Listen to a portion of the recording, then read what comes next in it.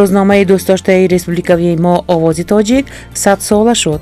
عموما گیریم روزنامه ها انعکاس کننده حیات اجتماعی، سیاسی، مدنی، معرفی، معنوی و ساحه های گوناگون جمعیت به حساب می روند. روزنامه ها افاده کننده و تجسمگری حیات مردم در جمعیت می باشند. استاد صدرالدین عینی هنوز سهمی بزرگ داشتن مطبوعات را قید کرده تاکید کرده بود که قومی که روزنامه ندارد زبان ندارد و پیوسته به شاگردان خود و کارمندان مطبوعات وظیفه می‌گذاشت که برای هرچی بیشتر و خوبتر کردن مطبوعات آنها کوشش نمایند. با مناسبت سیاست خردمندانه ملی پرزیدنتمان مرزیایف این روزنامه نه تنها عمری دوباره یافت بلکه برای رشد و رونق خود امکانیت بزرگی پیدا کرد و این امکانیت را به طور عملی از تجربه خود میگذراند. آواز تاجیک در زمان ما برای خاص داشتن زبان تاجیکی خدمت بزرگی ادا کرده آمده است. آواز تاجیک 100 سالگیش این جشن عمومی مردم تاجیکی کشور ما ازبکستان است. با سری بلند من گفته میتوانم که این روزنامه برای ترقیات فرهنگ تاجیک، برای نگاه داشتن زبان تاجیکی در سمرقند و در جایهای دیگری تاجیک نشین ازبکستان خدمتی اگر نگویم که بزرگ خدمتی حل کننده دارد.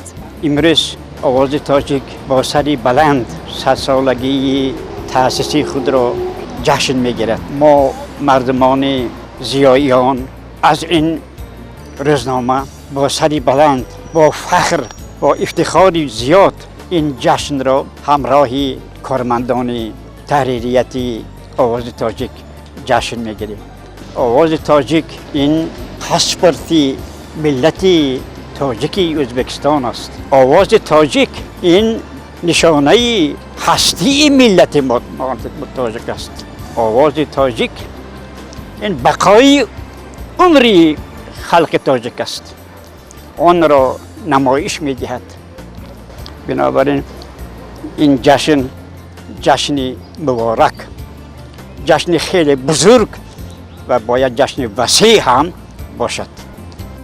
نویسنده رحیم هاشم در مقاله‌اش با نام افتخار دارم چنین میگوید: حقیقت ازبکستان یعنی آواز تاجیک کهنسال‌ترین و زیاد عمرترین گازیته تاجیکی است و بنابراین در تاریخ مطبوعات تاجیکی آسیا میانه موقع بس افتخارمندانه دارد. قابل ذکر است که پیش از نشر شدن حقیقت ازبکستان دو نشر تاجیکی روزنامه، یکی پیش از رولوسیا سال 1912 در بخارا با نام بخارای شریف و دویمی در سال دویم رولوسیا سال 1919 در سمرقند با نام شعله انقلاب از چاپ برآمده است.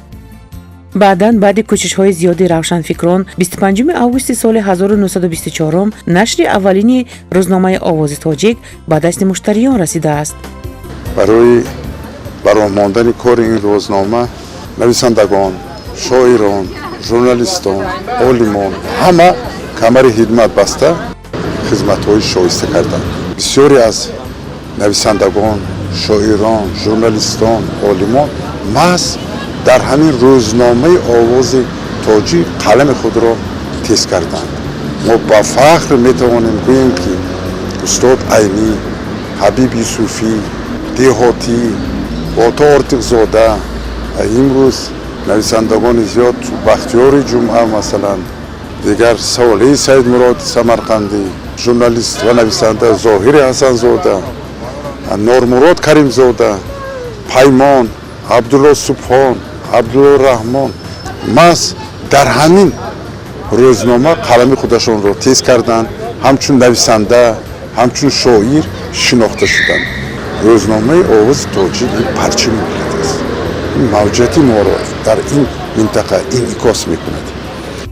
اکادمیک директори институти шарқшиносии академияи фанҳои ССР Бобоҷон Ғафуров дар бораи рӯзномаи Овози тоҷик дар мақолаи худ таҳти унвони ҳақиқатнигори таърих моҳи августи соли 1974 чунин гуфта буд: он аҳамияти бузургеро ки рӯзномаи Овози тоҷик дар солҳои бистум барои маърифати сиёсии омма ва мустаҳкам кардани ягонагии интернатсионалии ҳамаи меҳнаткашон дошт дар ёд дорам. дар он солҳо ман ба бахти мухбири фаъоли ин рӯзнома будан мушарраф гаштам.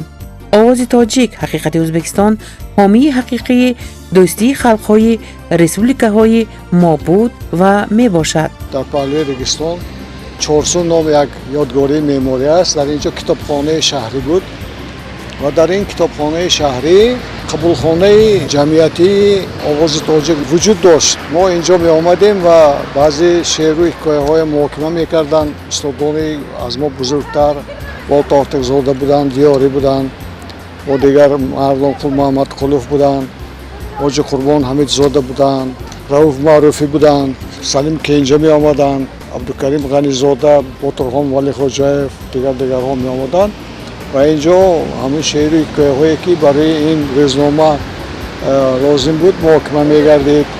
баъд ман саҳифаҳо ташкил мекардам, саҳифаҳои адабӣ барои рӯзномаи ҳақиқати Ӯзбекистон ташкил мекардем. дар ташкили ин рӯзнома бузургтарин намояндаҳои фарҳанги тоҷик иштирок карда гастанд. бузургҳо ин рӯзномаро поягузорӣ карданд. рӯзномаи бисёр бонуфус ва обрӯи Ӯзбекистон аст. бинобар ин мо дар ҳамин шабу рӯз ки мавсими обуна аст, бояд ин рӯзномаро ҳамаҷиҳата дастгирӣ кунем, тарғиб кунем. дар ҳақиқат ин рӯзнома ягона рӯзномае ки моро бо ҳамин ҳукумат, бо ҳамин барои амалӣ шудани қарору қонунҳои мавҷуда моро шинос мекунад, ҳидоят мекунад, раҳнамоӣ мекунад. ман хоҳиш мекунам ки ба қадри ҳамин як рӯзномаи муҳимтарини мо, рӯзномаи ҷумҳурӣ, рӯзномаи президент, рӯзномаи ҳукумату маҷлиси олӣ бирасем. ҳамин тавр асосгузорони адабиёти навини тоҷик Садриддин Айнӣ, Абулқосим Лоҳутӣ, адибон ва шоирони номӣ ба монанди Раҳим Ҳошим, Пайрав Сулаймонӣ, Абдусалом Деҳотӣ, Муҳаммадҷон Раҳимӣ, Суҳайлӣ, Аминзода, шоиру нависандагони овозадори минбаъда чун Мирзо Турсунзода, Сотим Улуғзода, Ҷалол Икромӣ, Фотеҳ Ниёзӣ, Раҳим Ҷалил, Абдулғанӣ Мирзоев, Файзулло Абдуллозода ва бархе дигарон аз ходимони фаъоли ин рӯзнома буданд. кормандони рӯзнома барои беҳтару хонданбоб кардани рӯзнома кӯшиши зиёд ба харҷ медиҳанд. дар саҳифаҳои рӯзнома жанрҳои гуногун, бахусус жанрҳои ахборӣ, информатсионӣ, жанрҳои аналитикӣ, таҳлилӣ ва жанрҳои бадеӣ, публисистӣ ба назар мерасанд ки ҳар як жанр вобаста ба хусусиятҳои хоси худ риоя ба меъёри забони адабӣ дар саҳифаҳои рӯзнома дарҷ мегарданд. дар сарлавҳаҳои рӯзнома низ як навпардозиҳоро дидан мумкин аст. масалан дар шумораҳое ки ба наздикӣ чоп шуд, рӯзномаи Овози тоҷик, Пули дӯстии ду миллат, ё ки ба ҷиҳатҳои маънавӣ, маърифӣ, дониш бахшида шуда танҳо нигаҳ кун пешро, ҳар ки номохт аз гузашти рӯзгор ва дигар сарлавҳаҳои панду насиҳатомез, суханҳои орифонаву шоирона бештар нашр мегарданд ки хусусияти ҷаззобию ҷолибияти рӯзномаро беш аз пеш мекунад. дар шумораҳое ки пеш аз истиқлол нашр мешуд, калимаҳои русӣ байналмилалиро бештар истифода мекарданд. масалан аз қабили калимаҳои план, аз қабили калимаҳои вертолиёт, аз қабили калимаҳои больница ва ғайру ғайраҳо ки пас аз истиқлолият мувозии тоҷикии онҳо бештар дар саҳифаҳои рӯзнома маъмулу машҳур шуданд ва бештар сабт мекарданд. масалан ба ҷои калимаи план нақша, ба ҷои калимаи программа барнома, ба ҷои калимаи больница беморхона ё табобатхона, ё ин ки ба ҷои калимаи вертолиёт ки шакли маъмули он чархбол аст, бештар истифода бурда шуда истодаанд ки ин як нав رو به بهبودی نهادن زبان و طرز بیان مطبوعات بخصوص روزنامه آواز تاجیک به حساب می رود.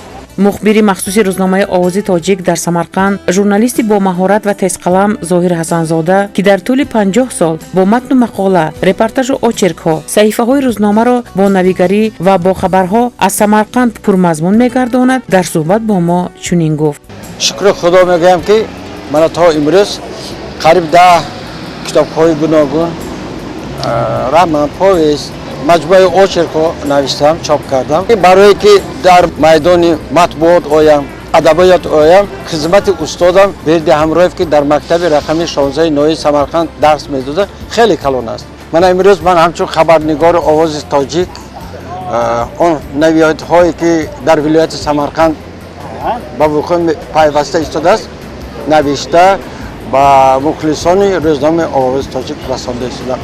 من از آن خوشحال هستم که علمی روزنامه را نه تنها در قلمرو ازبکستان، اینجوری در تاجیکستان، قرقیزستان، قزاقستان، در افغانستان، حتی در ایران توسط آنلاین، توسط شبکه‌های اجتماعی مطالعه میکنن، میخوانن و افتخار میکنن. استادان من حاجی قربان حمیدزاده بودن، نصرالدین زینی، اکبر عثمانوف. من حالا دعوای همونها به شاگرد دادم. خود را استاد نه، من خود را حالا شاگرد میدونم، چون که حاضر جوان ها هم خیلی پیش رفتن که بابا در کار باشد درس میدن، عقل یاد میدن. من خوشحال هستم که طرف شاگرده که به حیرت گذارد استاد را.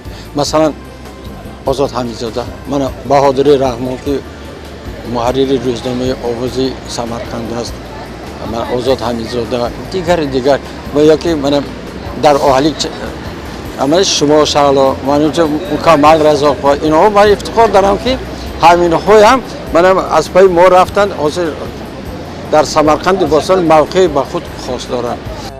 ژورنالیست خدمت نشان داده جمهوری ازبکستان، عالمه شناخته و معروف، استاد صدها نفر شاگردان روزنامه‌نگاران جمهوری ازبکستان معین خوجایو زاده سمرقند می باشند.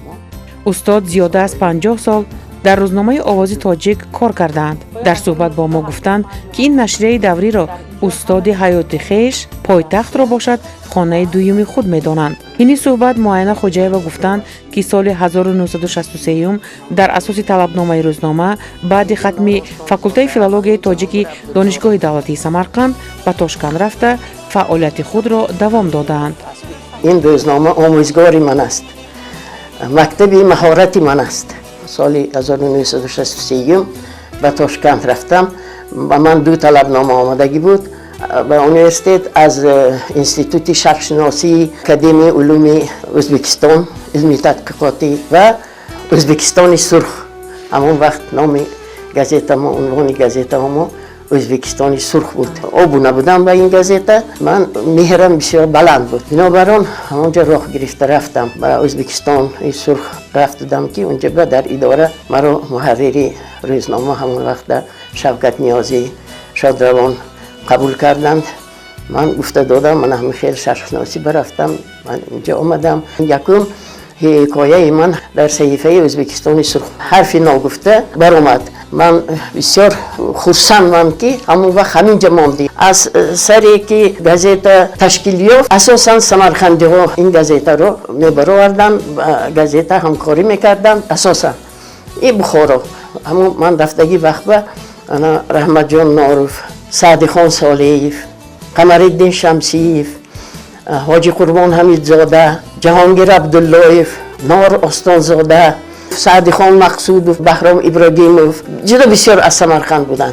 اینا هم ماشون به من یکی پدر، یکی بابا، یکی دادر شده و من دستگیری کردن. همان وقت بسیار مخبرای جماعتی گفتیم بسیار بودن. بعد از 1 سال 40 سالگی روزنامه شد. در 40 سالگی اشتراک کردیم. هر یک معمای و طلب و مراجعت های خلق مردم تاجیک زبان روزنامه حل میکرد. بسیار یاردمش کلام بود، کمکش کلام بود. مددگار خلق تاجیک زبان بود.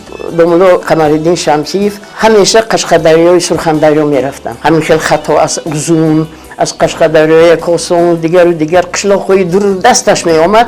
ҳамина рафта ҳал карда меомаданд. Унҷо мошин намегашт, ароба ҳам намегаштаги ҷоҳоба маркаб кати, яъне хар савор рафта ҳамон одамҳое дида муаммоҳошона омада ҳал карда медоданд. рӯзномаи овози самарқандро муайна хоҷаева хоҳари хурди овози тоҷик номгӯй карда гуфтанд ки бисёр хуб мешуд агар муштариёну хонандагони рӯзнома ва умуман сокинони шаҳри бостонӣ ин газетаҳоро дастгирӣ карда дар обунашавӣ фаъолӣ нишон диҳанд. ҳамон 50 солагӣ ба 40 солагӣ бароварда шудагӣ буклетҳоя варақ мезанам, чашмам ба об мегирам ки ҷонфидо инсонҳо кор карда цинкати ҳарфчинӣ цех ба фаромада авунҷа грангҳое бароварда баъд мусаҳҳиҳон мехонданд, мудири шӯъба, ходими адабӣ, навбатчӣ, муҳаррир ҳамин хел буд. Мана ҳозир бисёр кор осон шудагӣ. ҳозир ҳамин хел кор кардан дар кор ки ана аз пештара ҳам зӯртар шуданаш дар кор. ҷавоно ба муроҷиати ман ки то мана 100 сол умр дид. Мана 84 ба дар омадам, 16 сол хурд. охир ин ва гуфтан осон нест. Ина ҳам меша ҳамон журналистҳо, рӯзноманигорон, маърифатпарварон, мухлисони газета то ҳамин дараҷа дошта омада истодаанд. солҳои истиқлолияти меҳани маҳбуб Ӯзбекистон, рӯзномаи овози тоҷик боз ҳам рушду нумӯ ёфта имрӯз дар газета 23 нафар мухбирон, рӯзноманигорони тезқалам кор мекунанд. аз онҳо 14 нафарашон кормандони эҷодӣ ва боқимонда ходимони техникӣ мебошанд. имрӯз рӯзнома дар 6 вилоят мухбирони махсус дошта ва ғайр аз ин мухбирони ҷамоатӣ ҳам фаъолият мебаранд. мана ҳозир ходимо ҳама ҷавонон, мана тоҷибои икромов вақти ман ба ондагӣ буд, муҳаррири рӯзнома шерпӯлод вакилов, инҳо паймонам коркайсен, абдулло супон аз пештарҳо барои нағз баромдагиш ҳаракат мекунанд, барои маводҳои хонданӣ додан ҳаракат мекунанд, лекин бо як ҳаракати баён намешуда. ҷамъиятамо, давлатамо барои ривоҷи маданияту маърифати халқ бисёр корҳои нағз карда истоданд. мехостам ки ҳамин истифода барем, бо дӯстию рафоқат зиндагӣ кунем. ҳамин тавр ба таври хулоса метавон гуфт ки рӯзномаи овози тоҷик бо маънои томаш имрӯз дар ҷумҳурияти мо тарғибгари сиёсати оқилонаи ҳукумат, ташвиқкунандаи ғояҳои тинҷиву ватандӯстӣ, рафоқат, сулҳу салоҳ, васлгари халқу миллатҳо, инчунин тараннумгар ва паҳнкунандаи маънавияту маърифат дар байни мардуми тоҷикзабони Ӯзбекистон ба ҳисоб меравад. ин ҷашни 100-солагии овози тоҷик барои аҳли Самарқанд ҳам ҷашни бисёр хотирмон ва ҷашни бисёр бузург аст.